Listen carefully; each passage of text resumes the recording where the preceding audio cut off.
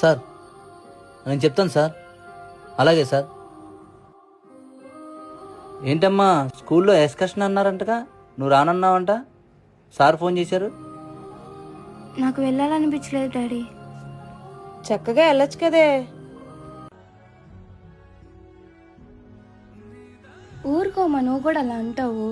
ఇప్పుడు నేను ట్రిప్కి వెళ్ళాలంటే 1000 రూపీస్ అయింది. నాన్న 2 రోజులు కష్టపడితే కానీ ఆ డబ్బులు రావమ్మా మనకి. నా 2 గంటల ఎంజాయ్మెంట్ కోసం ఆ డబ్బుల్ని వృధా చేయడం నాకు ఇష్టం లేదమ్మా.